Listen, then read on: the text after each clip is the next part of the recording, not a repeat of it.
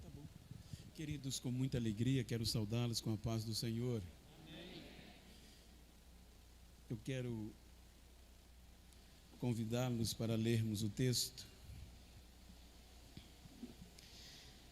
Se trata de um culto de missões e, obviamente, alguns objetivos paralelos. Eu gostaria de ler na segunda carta, ou epístola de Paulo aos Coríntios. Como se trata de missão, a gente já conhece quase todas as passagens, mas é o que está no meu coração. Capítulo 11 da segunda epístola de Paulo aos Coríntios.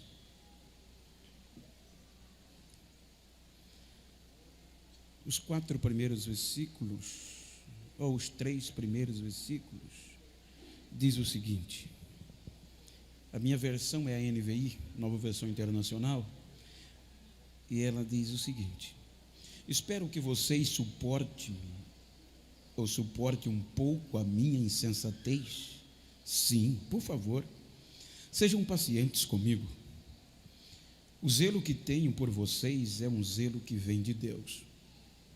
Eu os prometi ao único marido, Cristo, querendo apresentá-los a Ele como uma virgem pura. O que receio e quero evitar é que, assim como a serpente enganou Eva com astúcia, a mente de vocês seja corrompida e se desvie da sincera e pura devoção a Cristo. Amém? Queiram sentar-se, por favor. Queridos, tomando por base esse texto, eu quero falar-lhes um pouco de missões acerca, também visando um dia tão especial. Quando nós observamos alguns contextos culturais, filosóficos, e debruçamos sobre a história da igreja, destes homens que foram levantados por Deus, e neste caso específico do apóstolo Paulo, levar a mensagem aos gentios, a mensagem de Cristo. Quando observamos o contexto religioso, a gente depara no começo da mensagem do Evangelho de Cristo, quando a Bíblia já denota o conjunto de ensinamentos que Cristo trouxe em um momento de adversidade. A mensagem do Evangelho, ela começa a ser rejeitada por aqueles que não deveriam rejeitá-la. A mensagem do Evangelho, ela recebe alguns obstáculos de aceitação por conta da simplicidade, por conta de algumas rivalidades culturais, regionais, desde que houve a separação de Israel, quando a Bíblia diz que Deus rasgou o rei, sendo assim, a casa de Davi predominava, e 10 tribos resolvem se separarem e estabelecer-se no norte, da Palestina. Até porque estas tribos, elas já eram oriundas do norte, e elas pagavam impostos para a sustentabilidade do reino de Salomão. Com o advento do crescimento, do aumento dos impostos, a sustentabilidade econômica e financeira do povo da região do norte ficou quase insustentável. Então, por algumas vezes, alguns representantes pediram a Salomão para baixar o valor dos impostos. E a Bíblia diz, a história mostra, que para sustentar a luxúria do reino, Salomão, já corrompido, ele cada vez mais aumentava e endurecia.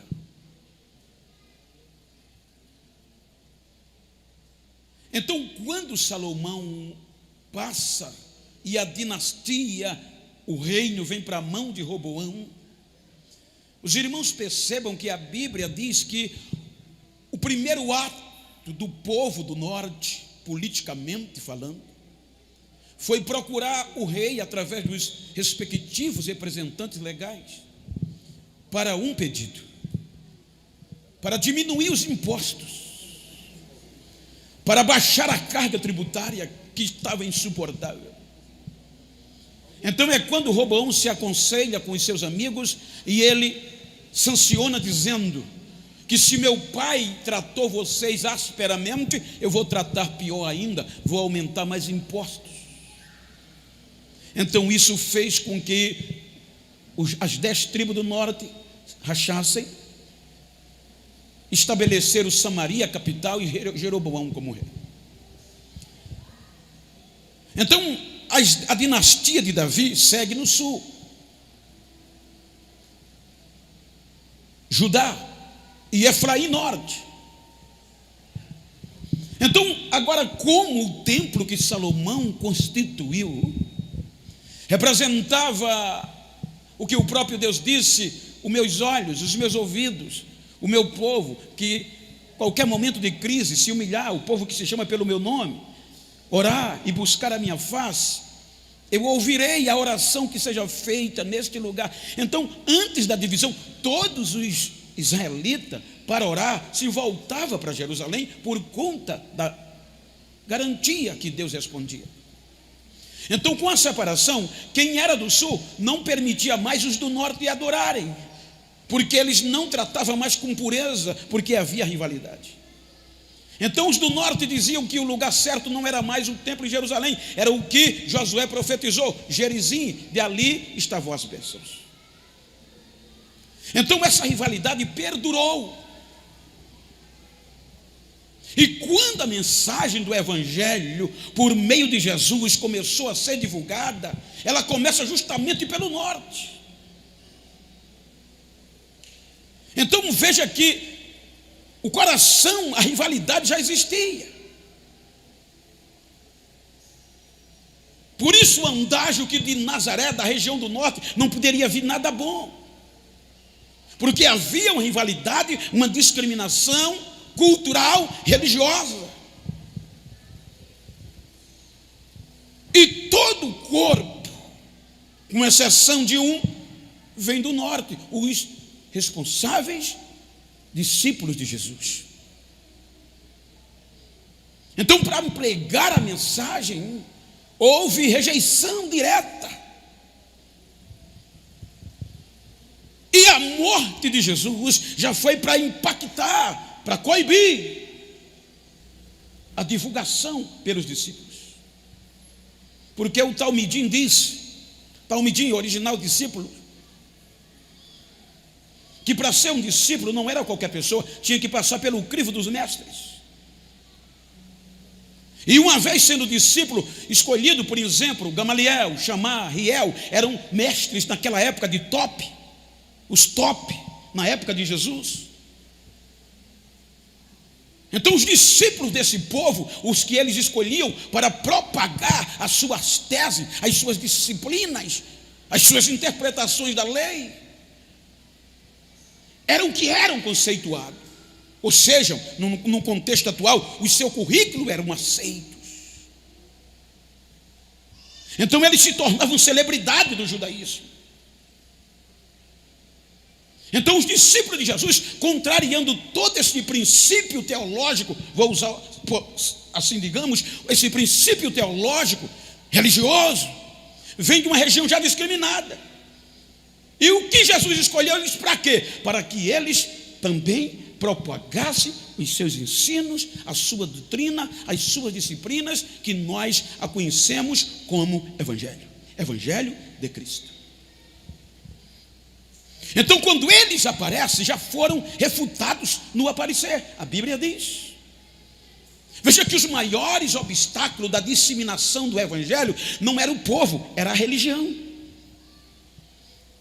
Então, a morte que foi planejada minuciosamente pelo contexto político e religioso, a cruz foi para tirar de vez o nome, a história e a frustração dos discípulos de Jesus.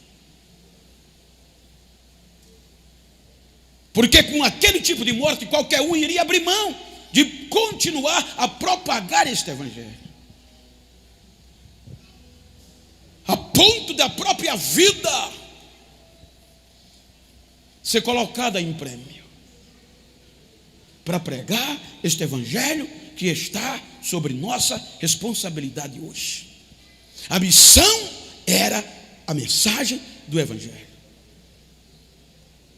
Então o que impactou é que com 3 dias, com a ressurreição de Cristo, a notícia da ressurreição de Cristo soa em Jerusalém e em toda a circunvizinhança e em todo lugar, que era uma mentira. Porque a voz da religião, a voz do sumo sacerdote para o povo era a voz de Deus. Veja que com o derramamento do Espírito, a cúpula não se incomodou. Porque não era uma evidência notória de que Jesus estava vivo. Mas com o primeiro ato milagroso, digamos, no contexto, quando aqueles 2 do norte, o Pedro e João, os 2 incapazes na ótica, não tinha currículo que os nominasse aquilo. Não tenho prata nem ouro, mas o que eu tenho em nome daqueles que eles diziam que estavam mortos e era mentira a ressurreição, em nome de Jesus, levanta. O coxo levantou. Veja que esses simples atos, no contexto, alguém ficou estupefato. A notícia chegou na alta cúpula do judaísmo, ao sumo sacerdote e diretoria, e entre eles olhavam e via aquele homem coxo pulando. Um dizia: esse povo teve com Jesus, esse Jesus está vivo mesmo, entre eles. Então a partir daqui eles tentam fazer de tudo para parar a mensagem do Evangelho, porque a propagação do Evangelho era que Cristo estava vivo, e os milagres e os feitos iam condizendo com o que eles pregavam. Então quando Paulo surge na história, é justamente Saulo para combater estes homens e mulheres que faziam esta missão. Se nós olharmos o currículo de Paulo minuciosamente, era crânio, era uma das mentes mais ilustres daquele tempo, no contexto intelectual. Direito, filosofia, mundo grego, conhecimento geral, sobretudo a lei de Moisés, era o cara. Jamais formado, foi discípulo entre os 3 maiores mestres da época, que foi Gamaliel. Ele fazia questão de, mesmo depois de convertido, falar disso. Então é quando o próprio Jesus contraria a filosofia, o conhecimento, a religião, a grade religiosa, e transforma Paulo, transforma Saulo, com um objetivo: levar a mensagem do evangelho aos gentios. Você será para mim um vaso escolhido para levar esta mensagem aos gentios. Então, por 14 anos, Paulo foi preparado a um anonimato histórico, abandonado. Veja que a igreja, os discípulos, não lhe deram apoio. Ele teve que partir para Tarso. E o que se falava de Saulo não era uma perspectiva na ótica humana favorável. Só se ouvia dizer: aquele que perseguia a igreja agora é crente também. Era o único assunto que surgia. A ponto de que os discípulos, com medo desta grande perseguição que ele mesmo iniciou, fugiam por toda parte. Samaria, Antioquia da Síria, e saía por ali. Agora vai se fortalecendo.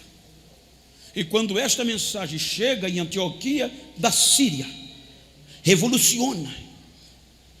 É quando Barnabé chama, vai buscar Saulo do anonimato. Ele surge, e ele já surge orando, jejuando e profetizando. Então ele agora vai partir. Primeira viagem pela Ásia, região de Pafos, Panfília, região de gentios e judeus, helenistas. E o interessante é que a ousadia dele, Barnabé, e a comitiva ia fazendo história. Aquela mensagem que no começo a religião tinha como vergonhosa, agora estava fazendo história. Convertendo governadores, convertendo plebeus, convertendo incircuncisos ou pagãos ao cristianismo. A primeira viagem, quando ele termina em Derbe, na região de Icônio, era uma região e um término da primeira viagem que ele tinha tudo para desistir. Ele é chicoteado a ponto de cair como morto, sangrando, e todos que o espancavam disseram: já morreu. Os irmãos souberam e foram em busca do corpo, porque os que o espancaram arrastaram-o para fora da cidade. Não conduziram, arrastaram-o como morto. Quando ele é restaurado, ele vai para a reunião testificar no concílio de Jerusalém sobre os gentios, e recebe a autoridade dos apóstolos. Agora ele é reconhecido,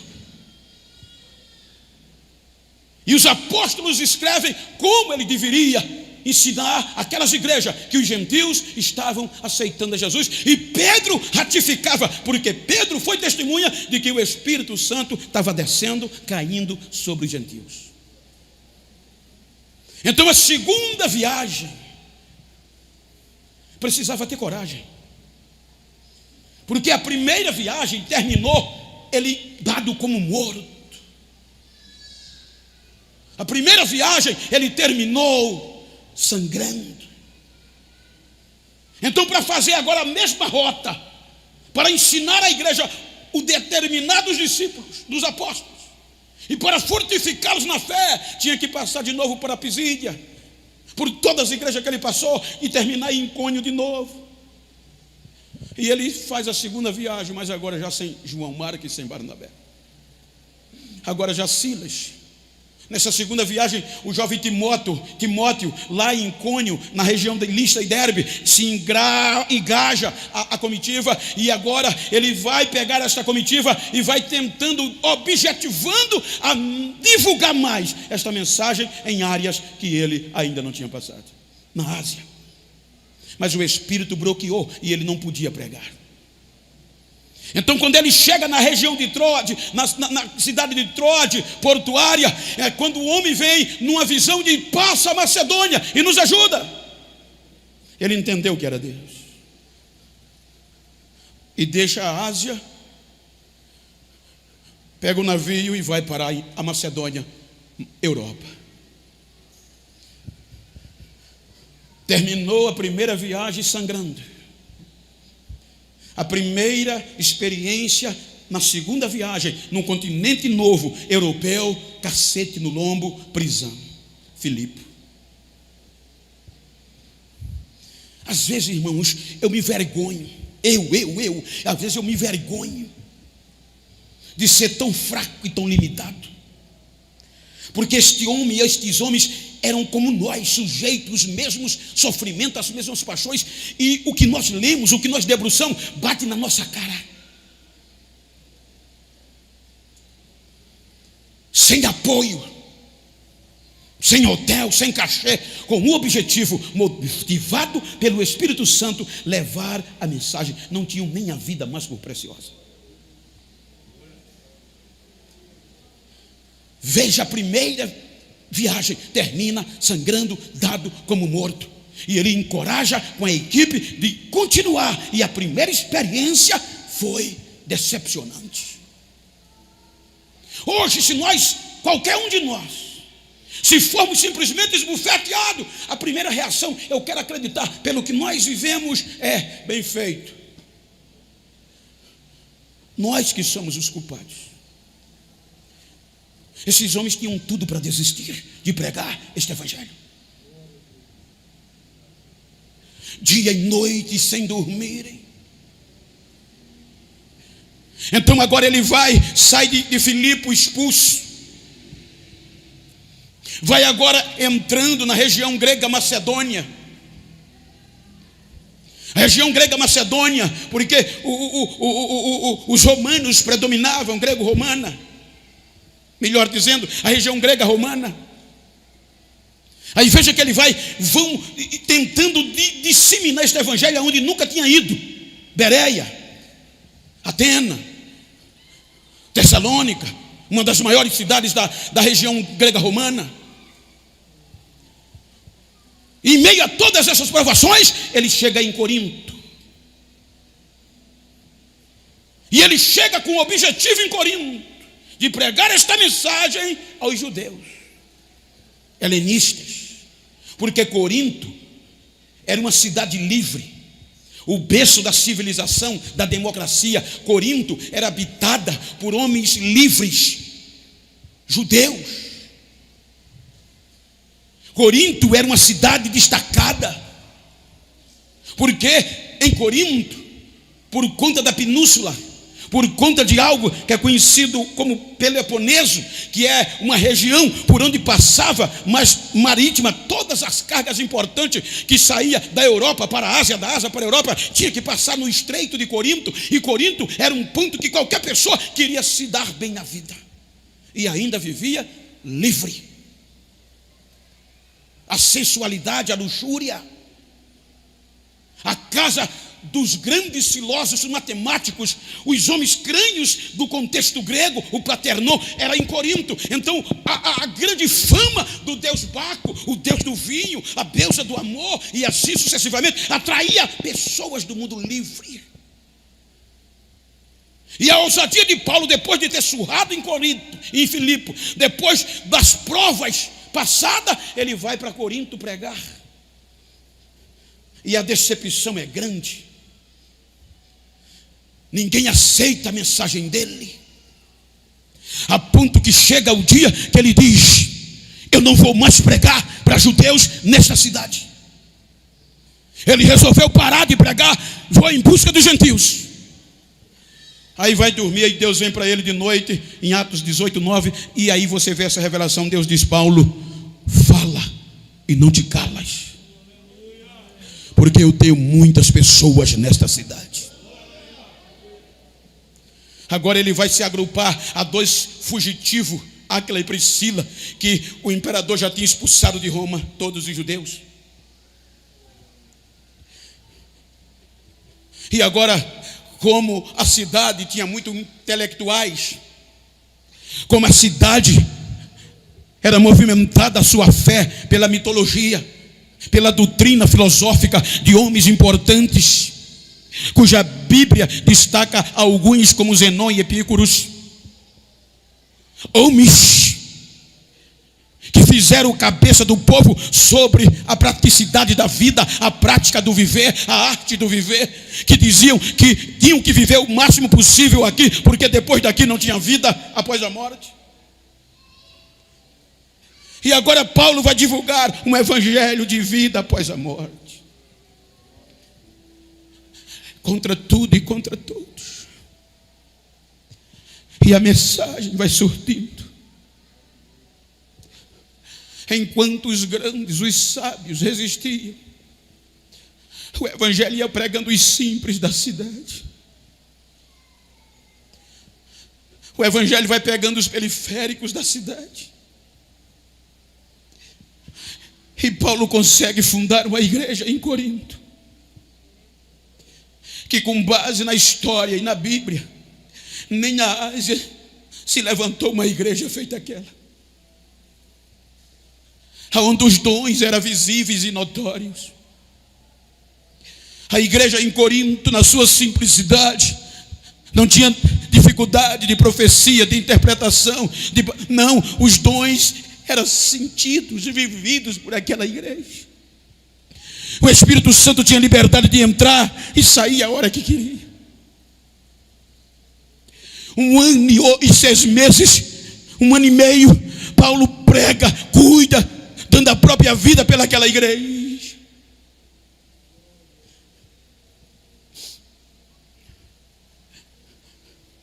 Três anos de existência daquela igreja.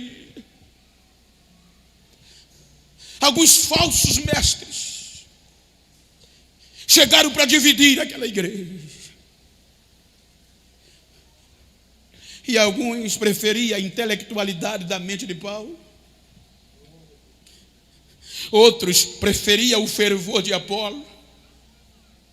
E outros a simplicidade de Pedro, como inculto que era. E a igreja se dividiu. Aí Paulo fica sabendo, e ele fica irado e furioso. Ele queria ir pessoalmente, mas ele temeu: se eu for, vocês não vão me suportar. Porque como pastor ele sabia a dor que foi para aquela igreja existir.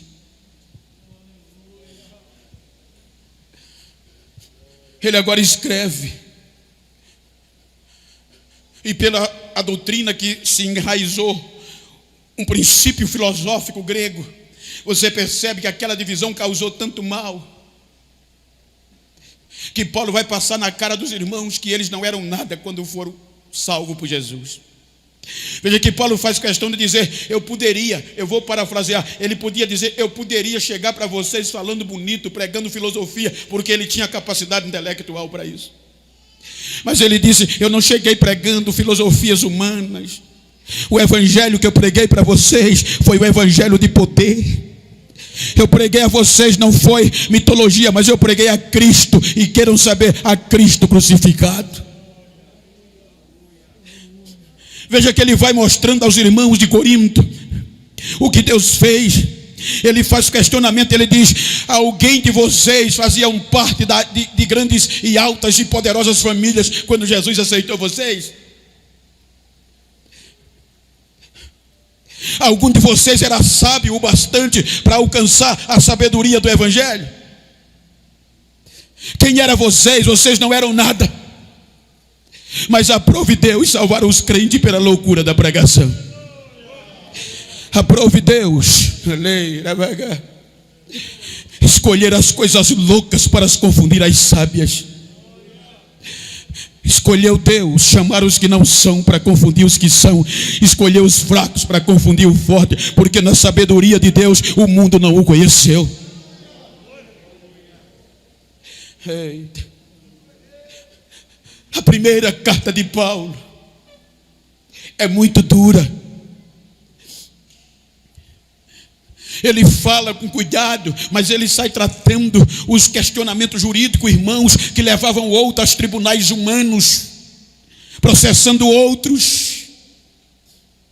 Paulo vai tratar duramente da imoralidade. Paulo vai tratar duramente dos questionamentos matrimoniais.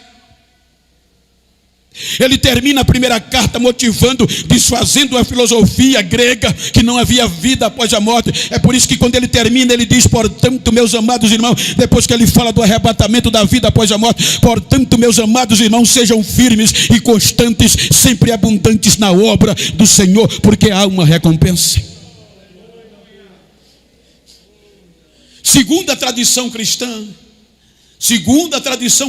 volto a dizer, eram 4 cartas e 2 se perderam.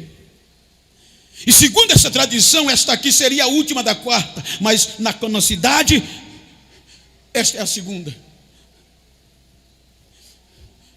Então veja que a segunda carta é o retrato do impacto da primeira. É a consequência do impacto da primeira.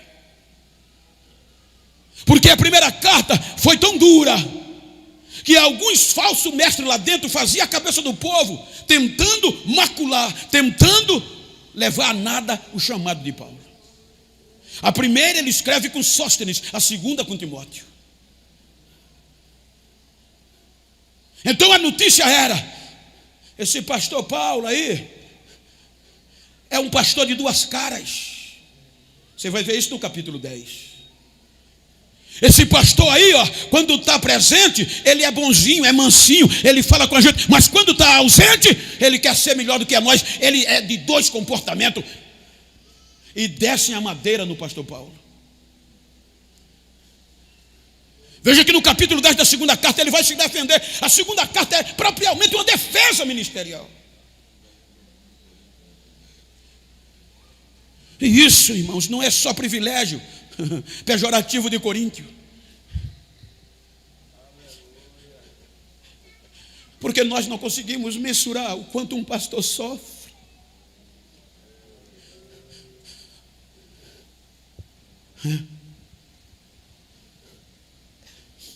E são homens iguais a nós. Ele vai se defendendo. Porque a esses impregnaram em Corinto que Paulo se comportava como um maluco, como um louco, batia demais. Aí chega no capítulo 11, ele diz: irmãos, eu só peço uma coisa a vocês: suporte-me. Ninguém quis saber das chicotadas, ninguém quis saber de quanto tudo ele deixou para trás. Só queriam murmurar e deteriorar o seu chamado e o seu ministério. Ele diz: eu peço que vocês suportem a minha insensatez. Isso implica dizer: eu quero que vocês me suportem quando eu ajo como louco. Mas eu ajo assim com zelo, porque eu tenho zelo por vocês como zelo de Deus. Porque eu já prometi vocês ao único marido, a saber, Cristo. E eu prometi entregá-los a Ele como uma virgem pura.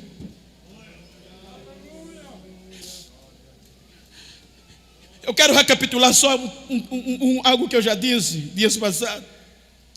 Isso aqui tem uma contundência muito grande. Porque quando Paulo fala isso, isso era pertinente da cultura. A maior tarefa de um pai, o maior prazer de um pai, nessa cultura era casar a filha, entregar a filha pura. E na cultura, o jovem não ia à moça procurar, pedi-la em namoro. Era a família, o pai da moça, o pai do moço que vinha, o pai do moço. Ou vice-versa. Por exemplo, se eu tinha um filho judeu, e por exemplo, se o pastor Augusto tivesse uma filha, nós nessa cultura aqui, e o meu filho, eu me interessava bem com ele, eu ia: você tem uma filha, eu quero pedi-la em namoro ou em futuro casamento ao meu filho, acreditando no cuidado dele, porque a maior cuidado de um pai é a virgindade da filha. Por isso que uma virgem na cultura não anda só. Uma virgem é tratada com todo cuidado para manter-se virgem até o grande dia do casamento. Então há um comprometimento muito grande quando o Augusto com a filha aceita a proposta que eu fiz. Então a responsabilidade dele é muito grande para aquele dia que o meu filho vai se preparar e eu, como pai, entregá-la pura. E é um dever dele, ele já me prometeu. Então eu vou investir, eu vou trabalhar com meu filho para recompensá-lo, recompensar a família. Então quando chega o dia do banquete, do matrimônio, então já tem que estar tudo pronto. Por exemplo, eu pego 5 moedas de ouro puro e entrego à filha dele como gratidão por ela se manter pura até aquele dia. Agora eu vou também, o meu filho vai ter que ralar, e é muito alto o valor, porque eu tenho amigos que casaram e vivem essa cultura, e converso muito com ele. Há dias eu fui convidado para um noivado deles em Londres, e eu acompanhei de perto. A coisa é tão fechada, é um comprometimento tão grande que custa até vidas. O meu filho vai ter que ralar para dar o dote, a recompensa ao pai dela, a ele, por ter mantido ela pura.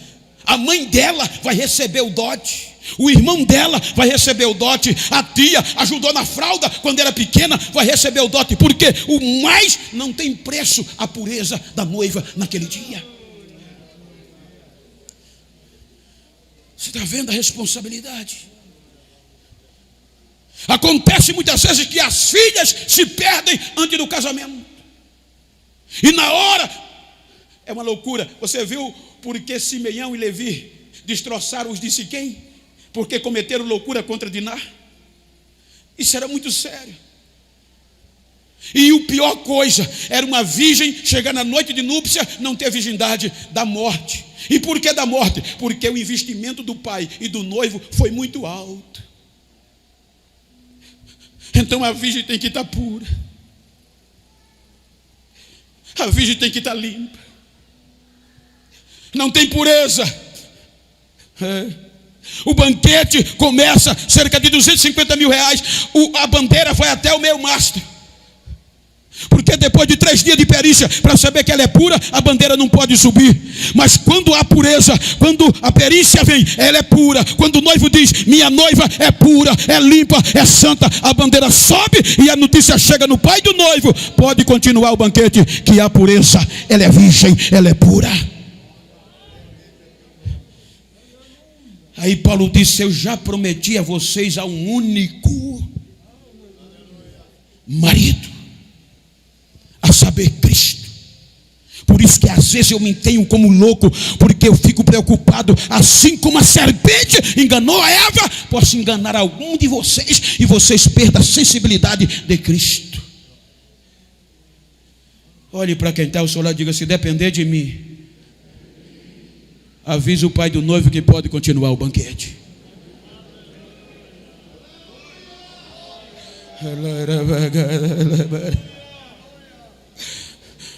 Aproveito, lhe agradeço,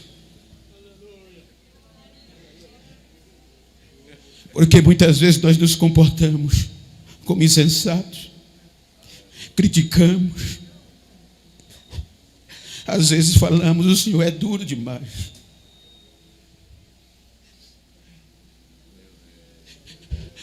Mas neste dia agradeço pela sua existência, porque é o Senhor querendo. O Senhor já prometeu entregar a gente puro.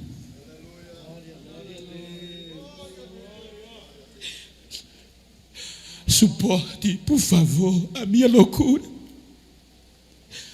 Eu acho assim porque eu prometi vocês ao único marido, a Cristo. E eu prometi entregá-lo como uma virgem pura. Então diga comigo, nunca mais eu vou criticar o meu pastor, eu vou falar mal dele, porque quando ele age que eu acho que é loucura, é porque ele quer me entregar puro diante dele.